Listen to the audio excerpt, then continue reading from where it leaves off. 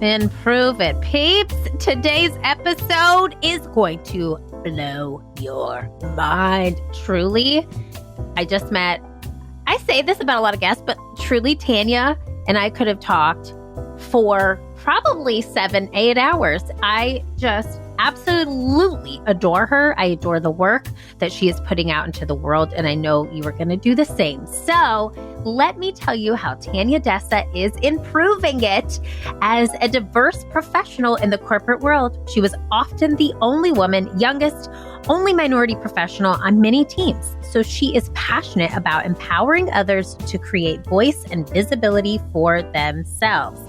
That's why her company, Desa Global Leadership, was founded on this.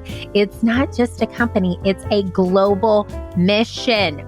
Now, Tania draws from intercultural experiences of traveling to over 80 countries, including studying and working in Australia, Japan, Hungary, Spain, China, and Switzerland. And she is a professionally trained coach from the Coaches Training Institute. She holds an international MBA from top 25 MBA school, ESAID in Spain and Peking University in China. So cool. Tania has thrived in corporate sales and marketing management roles at Pfizer, GlaxoSmithKline, Medtronic, Ecolab, Johnson & Johnson, and has led strategic discussions at the World Health Organization in Switzerland. She also leads an employee resource group leadership council whereby Fortune 500 companies engage in quarterly diversity roundtables in Toronto. She likes to bring personal stories and best practices into all keynotes, trainings, program development, and every client consultation, because after all, sharing is caring. Now, Tania's TED Talk summarizes her personal mission to empower professionals to be seen and heard, something you know we like a lot around here. As a global force in creating more inclusion, belonging, and diversity in Fortune 500 environments, Tania was voted one of top 100 diversity executives in 2017 by Diversity MBA and one of the top 101 global diversity and inclusion leaders by HRD Congress in 2019. We're going to place the link to her awesome TED Talk, her TEDx talk, I should say, How to Save Your Life in 60 Seconds in the show notes. This conversation all about the power of owning your value is so incredible. I'm going to stop talking. I'm going to let you in on this incredible conversation with Tania DeSa. Hi, new friend. I'm Erin Deal, business improv edutainer, fail-fluencer, and keynote speaker who is ready to help you improve your it. It being the thing that makes you, you. So think of me as your keeping it real professional development bestie who is here to help you develop yourself into the best version of you possible so you can develop your team and lead with intentionality, transparency, and authenticity. Oh, and did I mention we're improving your it through play? That's right. I'm an improvisational comedy expert who uses experiential learning to help you have your aha, ha-ha moments. Those are the moments when the light bulb goes off and you're laughing at the same time. So grab your chicken hat, your notebook, and your inner child because I'm going to take you on a journey that is both fun and transformative. Welcome to the Improve It podcast.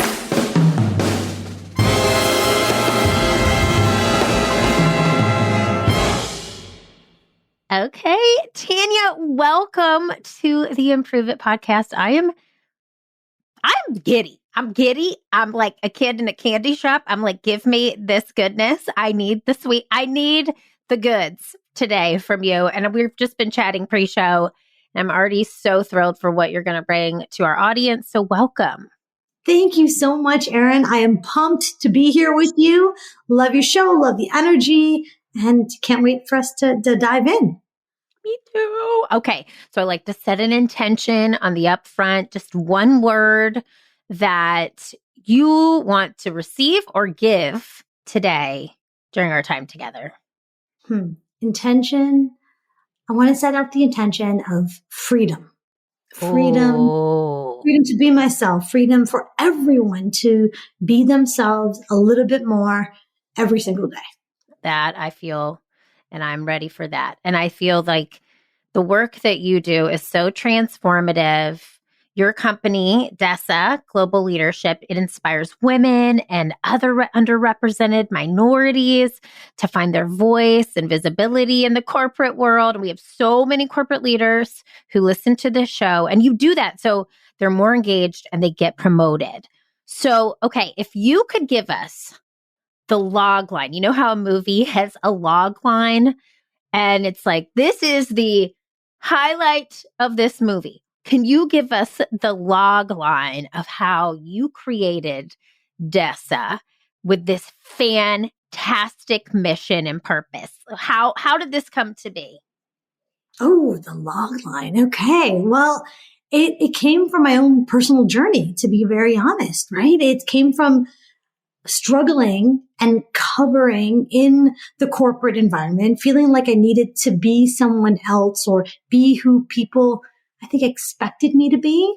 And then realizing that that wasn't working and it was exhausting. Realizing that when I kind of hit the unmute button and gave myself that permission and that freedom to be more of me, big eyes, big teeth coming out at you. And they're beautiful. Right? Everything got better. And at my outcomes, my relationships, my connections, my progression, my career advancement, everything got better. So now we are on this mission to help women, and as you mentioned, underrepresented minorities, to live out loud more, to own their story, own their diversity, own their awesomeness, so that they can achieve bigger and better, and so that we're seeing more women and underrepresented minorities in executive levels of workplaces. Yes. Oh my God. I love that you said hit that unmute button, and that hit me. I was like, yes. And I just love that you also incorporated your intention of freedom in there too. Like, what a story, what a log line, because it brings us full circle. I feel so grateful to have you on this show, because this is truly so aligned with my own personal mission, the mission of the show, the mission of our company as well, Improve It. So one of the things that we truly believe, using improv as a teaching tool, is that it helps others feel this feeling that you're trying to help underrepresented minorities and women find, this feeling of being seen, heard, and valued. So what would you say is the number one reason helping this population find their voice matters? Why this? Obviously, I know, because we are living a personal experience, but what's like the main driving force behind it? Because when we can do this ourselves, and like when I did this, I noticed that I automatically, kind of accidentally, gave permission for others to do the same. So that, when we uncover, when we hit unmute, when we can show up and be, maybe a little challenging in that team meeting, or a little more enthusiastic about an idea, or, be more inclusive to that newbie in the room or the most junior person on the team. When we can bring more of that and bring more of ourselves in, we actually role model, and we somehow give permission for other people to show up as big and bright as they want to be as well. And I think we need more of that today. Honestly, I think we need more people just living out loud more in order to inspire others. And then there's this, it's almost like you throw a pebble into the lake. Like, we live by this huge, beautiful Lake Ontario, and you drop a pebble in and there's this ripple, the ripples that go out, right? That's why it's important. It just takes one person to create a ripple. I love this so much. And I love the idea, like when you said the word permission, I thought of a physical permission slip like you used to get at school. I feel like you need to come to meetings and just have permission slips and hand them out to people. Okay, here's your permission slip. Here's your permission slip, intern. Here's your permission slip.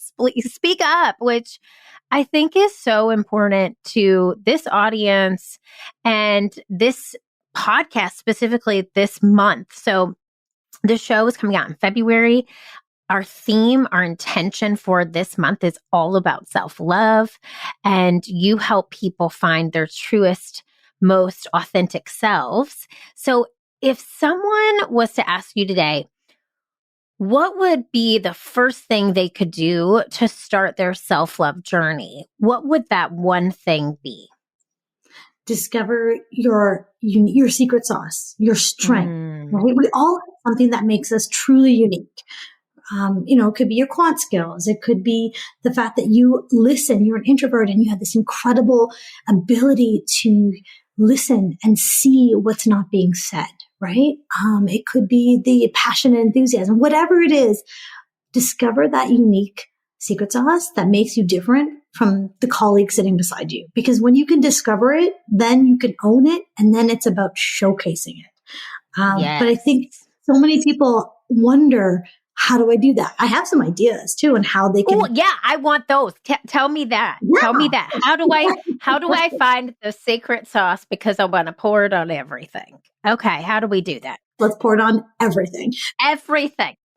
Everything. So, okay, a really easy exercise. One thing that I love to do every year is think of 10 people in your life. Okay. Think of 5 people in your professional life, your boss, your colleagues, suppliers you have a great relationship with, or clients you have a great relationship with, mentors, mentees.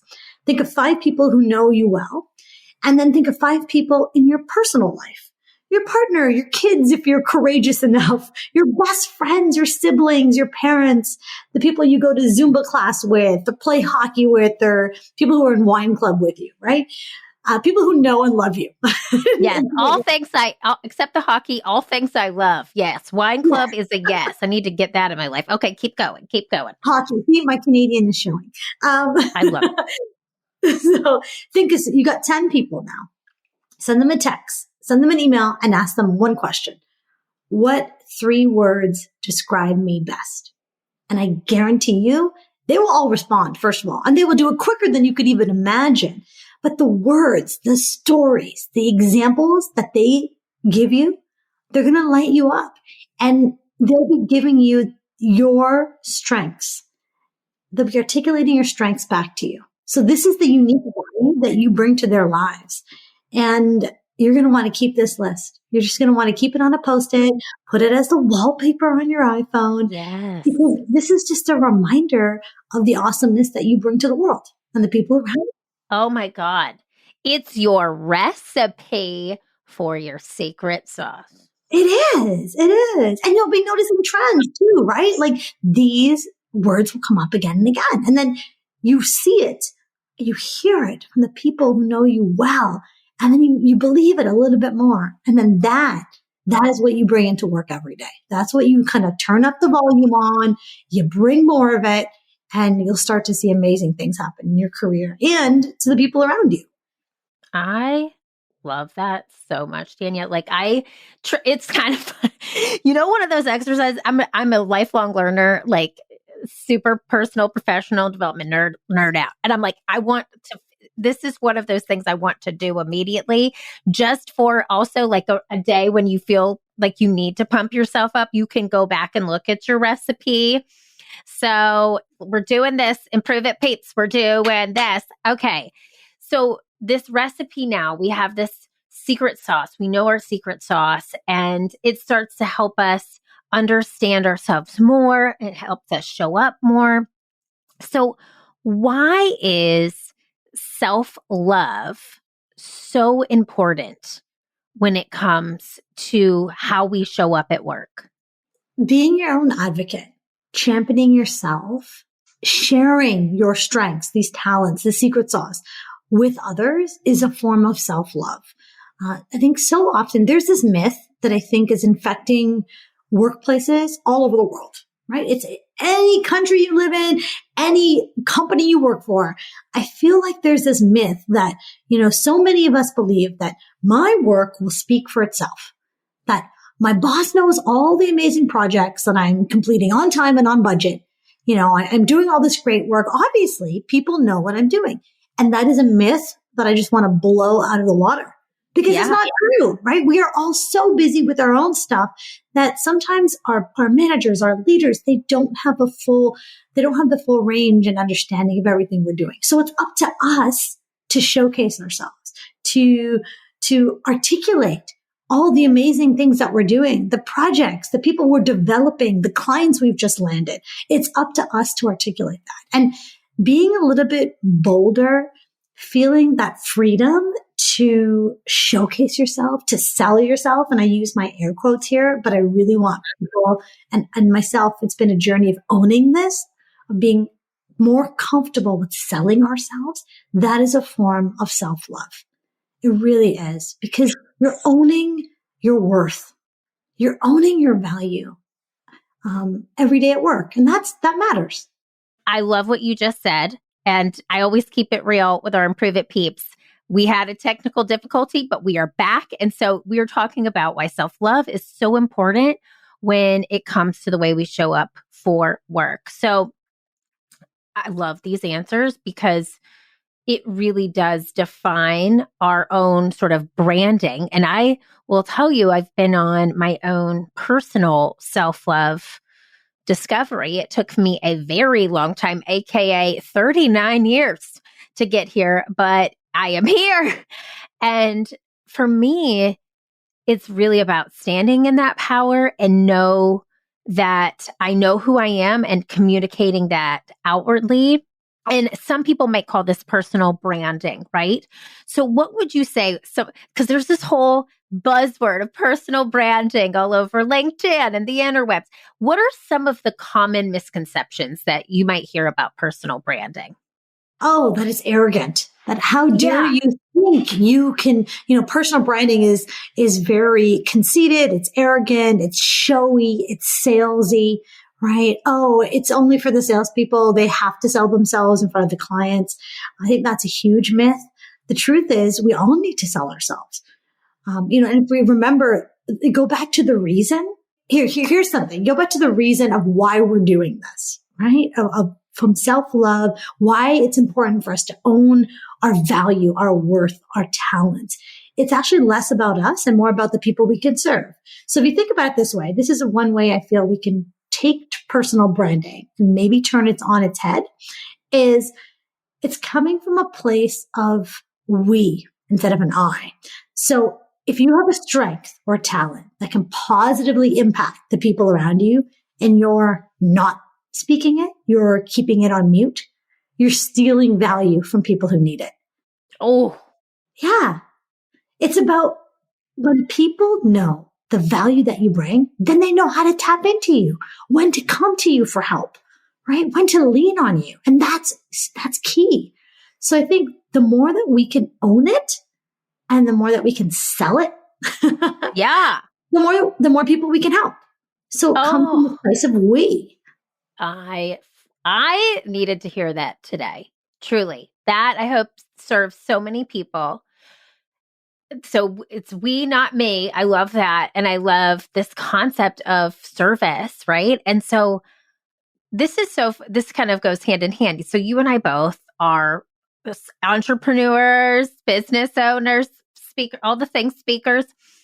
And I will tell you this, I first started putting myself publicly, outwardly online and sort of coming out from behind the business in 2020 because I had to. And I was really sort of uncomfortable with that.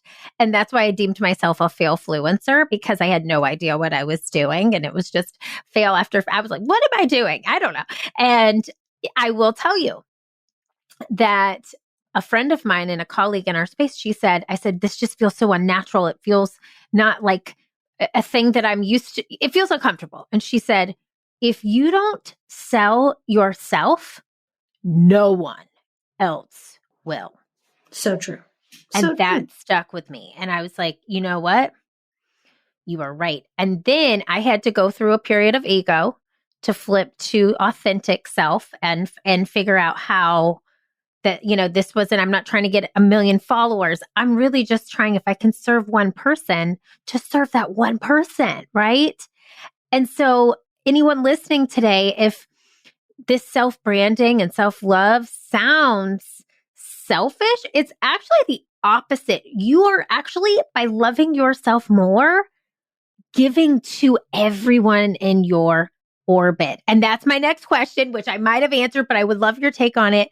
How are self-love and self-branding congruent? How are they together and one and the same? Oh yeah, I think you answered. That's perfect. I didn't mean to, but no, oh yes, I love it. It's just all coming together, connecting the dots immediately, right? It's self-love and branding. They equal each other, right? One leads to the other. And I love what you said earlier, the advice your friend gave you, Erin, because that is spot on. And it reminds me of this quote that's been kind of a memory hook in my mind. I think it's from a boxer named Bernard Hopkins. He says, if you don't own your worth, if you don't know your worth, you don't own it, somebody will tell you your worth and it'll be less than your worth. Right? So if we don't own it ourselves, then we give our power away. We give our power away in performance reviews, when we're going for that next role, when we're trying to get top talent into our teams. And it's like, stop doing that. Own it. And yes, it's going to feel terrifying. You're going to feel, butterflies in your stomach. You're going to get a little sweaty. When we take risks, when we need to be brave and courageous, when we need to step out onto the stage and have the spotlight on us, it can feel terrifying. That is normal, especially for women and underrepresented minorities, because they see so few of others doing that, right? So I think that's why it's especially important for people of color and women. So just know that you're not alone. Everyone feels that fear. So I think the advice there is to do it anyway. To feel the fear and do it anyway, because the reward is way bigger than the risk, right? It's worth the risk that you're taking. I love that. Okay, first of all, that quote is amazing. If you don't know your worth, someone will tell it to you and it'll be less than what your worth is or something. I might have botched it, but that's at the point, right? And then feel the fear and do it anyway. That, can I tell you, is something one of my greatest improv teachers used to tell us on repeat. Is follow the fear, feel the fear, and do it anyway. And I mean, can't tell you how the improv world and this personal professional development world just collided for me right there in that moment. But that is so true. And I love too, you have given the permission slip to so many women and minorities to be doing this. Like, you should feel so much love in yourself, Tania, because I hope it's the boomerang effect. I hope you're putting it out there and then you feel it back, because this work is so important. It's so important. And I'm so grateful you and your company exist. We're going to give links to that at the end. I want to keep on this path though of self-love and owning your highest, truest self, your own self-power, your own stories. So let's say somebody has some difficult stories. How can you, I guess the question is, can you give advice to someone listening today who might say, hey, I have some stories and I have some things that I need to process and own, but I'm willing to do that because I know that the outcome of self-love is so great. What would be a piece of advice you would say to that person? Oh, I love it. Well, let's build on what you said earlier, Erin, about the permission slip, right? Yeah. You first of all, thank you for that acknowledgement. Like, this work is so important. And, we feel like we need to go into a meeting and give out permission slips to others. But what if before you walk into that meeting, you wrote a permission slip for yourself? Kind of setting that intention of, I'm going to give myself full permission to be outspoken in this meeting, to be the first one to speak, to challenge anything, I feel really needs to be challenged, to say to pitch an idea before I have it fully vetted in my head. Sometimes that we have to make it perfect in our head and then say it out loud. But by that time, somebody has already said it. Yep. So, what if we physically wrote out permission slips for ourselves before we go into meetings or a big presentation or an interview? Like, that could be one way to guarantee self-love. Right? We can guarantee that self-love by doing that. I love that. And I think that it's really important to remember that you are not alone. Sometimes it can feel lonely. If you're the only person on that engineering floor or the newest person in a team meeting, it can feel isolating. It can feel lonely. You need to find that courage. And I will always remember being in a training a few years ago. There's an $80 billion tech firm and there was 40 executive women in the room. And I remember there was a woman, very senior woman. We were in a 2-day training, like boot camp, all, discussing networking and building social capital in the workplace. And this one lady was sharing a story about how she felt coming back from maternity leave and how she wasn't sure she was going to get the support from her all-male team. But when she was brave enough to place boundaries, to articulate boundaries about when she needed to be home or why she couldn't take this 6:30 p.m. meeting, she was really pleasantly surprised at how supportive her team was. And her sharing that story had this chain reaction in the room because so many other women either had realized, I wish I had done that. I had been in the exact same situation and I didn't say anything. And hearing your story, I guess they felt a little regret of why, had I been brave enough and had I articulated those boundaries, I could have received the support that I so needed at that time in my career. So I think that when we're able to share those stories, we inspire others to be brave. And we also share those best practices, right, with each other. So it's key. We have to be braver. We have to share those stories. We have to create community around us by sharing. I love that so much. And it's funny you bring up maternity leave because you and I were chatting about that before we hit record today. The difference in Canada and the United States' maternity leave is very different. And I have to be honest. I mean, sitting listening to the story of this senior leader, it is that permission slip. And it's also just, like you said, watching her unmute herself has such that ripple and the pond effect.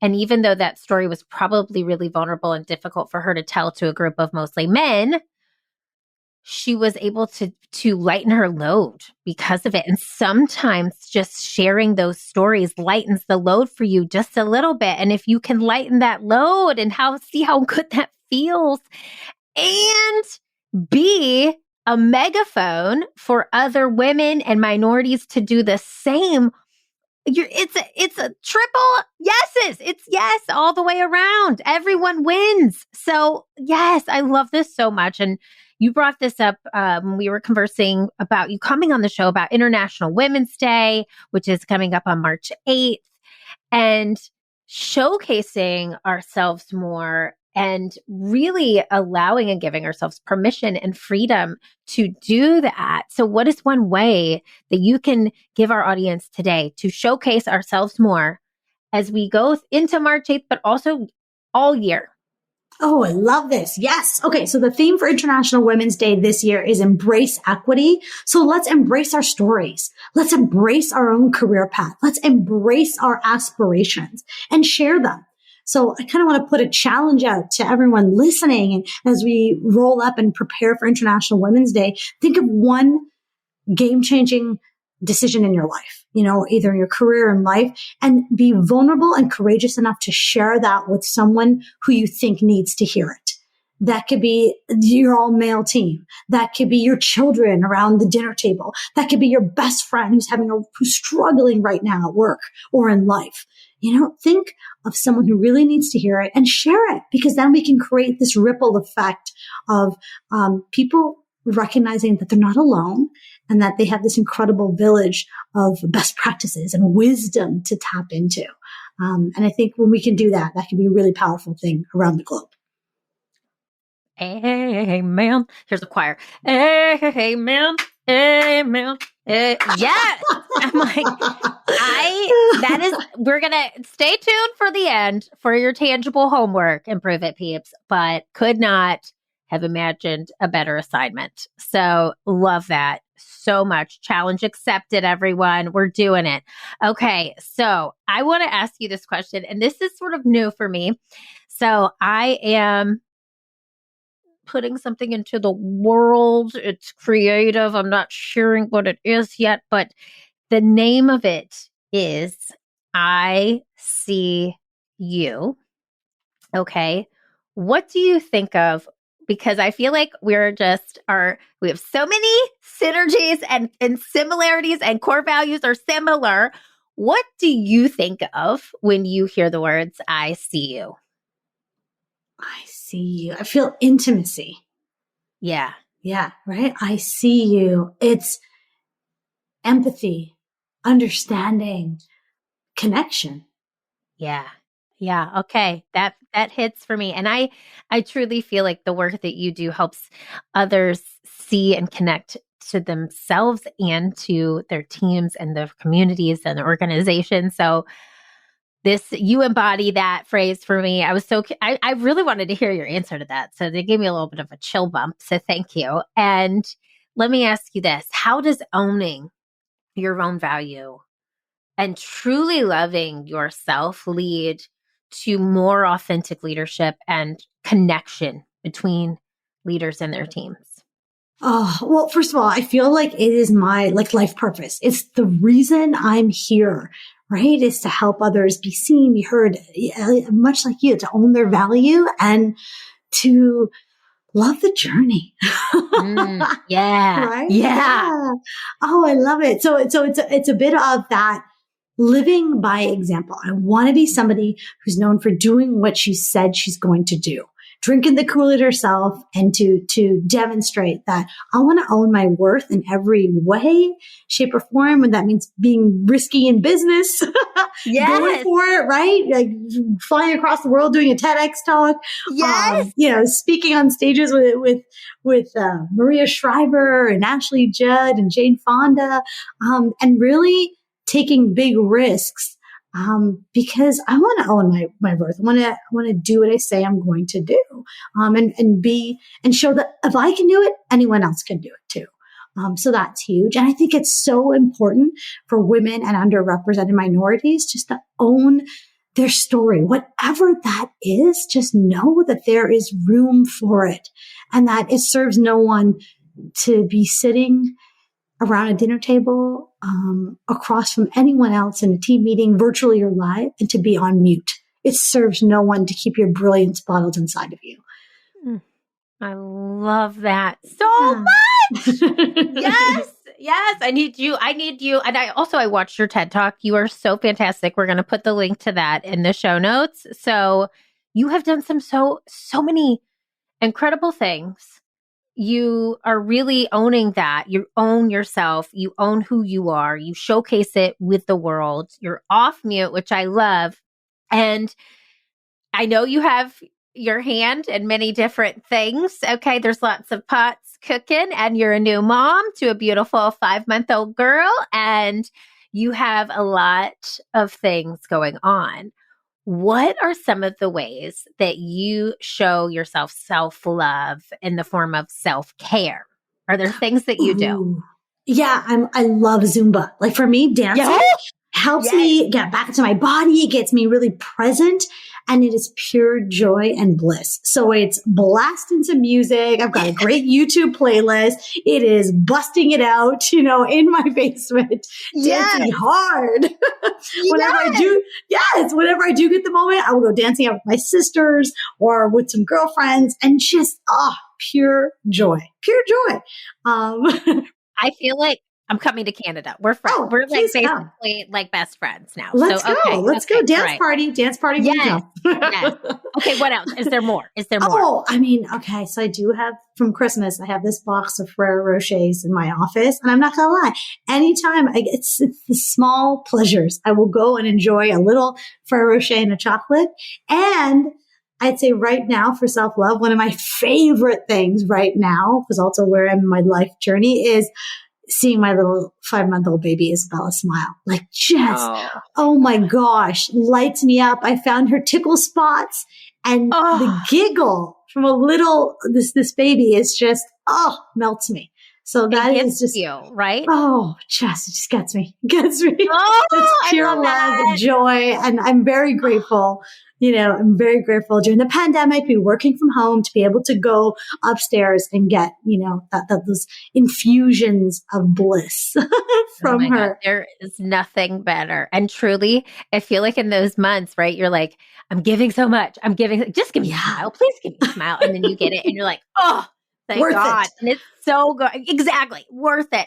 Okay. This is just pure because I'm a nerd and I love routines. Do you have a morning routine? Do you have anything that you do? And I know Yes. this is harder probably now than it Oh, was yeah. pre Isabella. So, okay. What do you have anything you do to start your day? Oh, Erin, I had an amazing morning routine. Now I'm really trying to figure out what it looks like, postpartum. But before, my morning routine was I wake up at 5:30.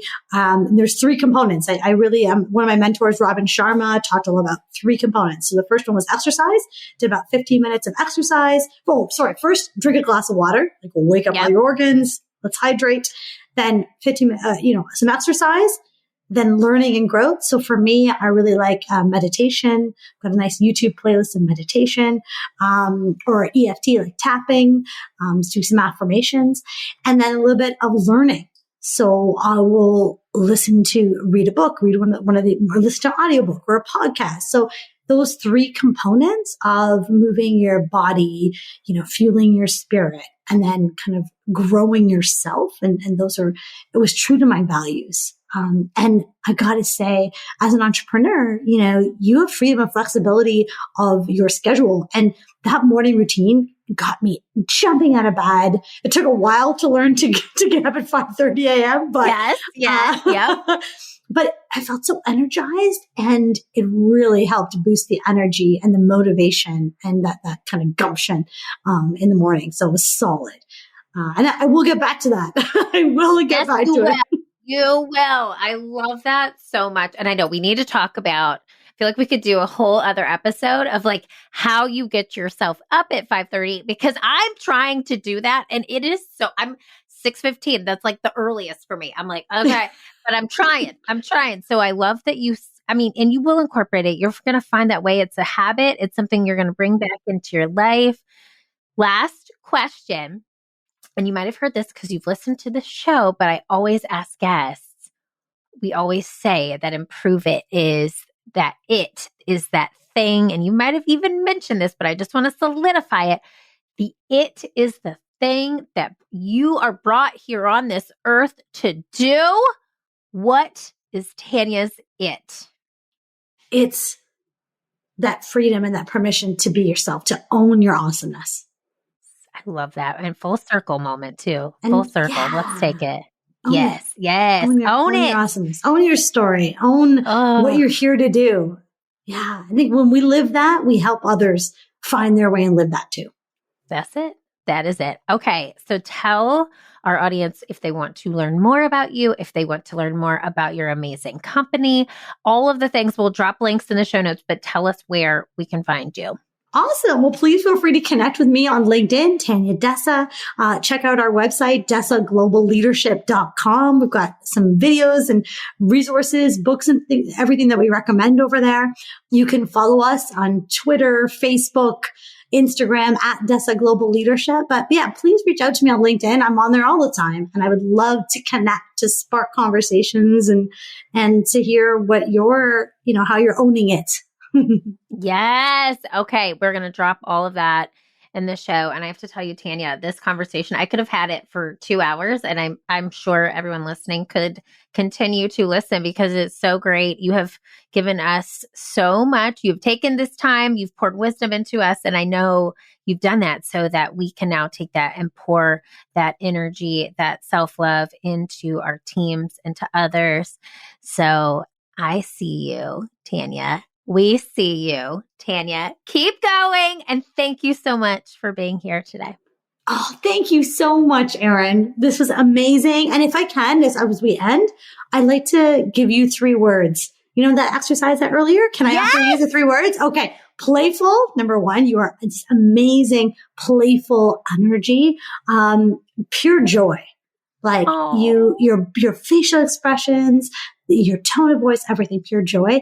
And this, what is the word? It's consciousness. I feel so seen and heard. I feel like this consciousness that you have, this awareness, beautiful awareness of the people around you and anybody you're in conversation with. So thank you. Thank you. Thank you.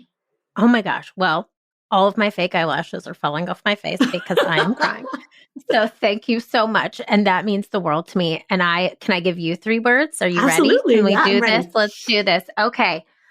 I'm going to say light, like you radiate you just give same type of word joy, but I want to call it light because I just feel like you see the world around you in a beautiful way, and you're here to help us do that as well.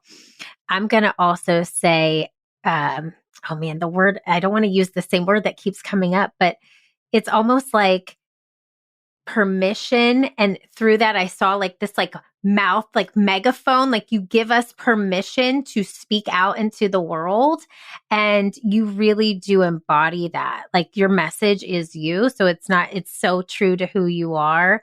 And then also, I just want to tell you, like, you are present. Like your gift is fully being present and owning that space and being here in the moment. So thank you so much. That was truly, I didn't expect that at the end. And I don't know why, it really made me cry. So thank you so much. Thank you. I received those. Thank you so much. That was such a gift. Thank you. All right. Well, we'll be friends forever. Improve it, peeps. I know you loved listening to this episode as much as I loved speaking with Tania. So we will have you back at some point soon. Thank you. Thank you. I would love to. Thanks, Erin.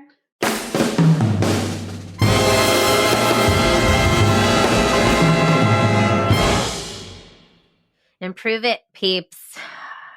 I am just so honored to have had that conversation. And I can't even tell you how surprised I was when she said, let me give you those 3 words. That literally made me cry.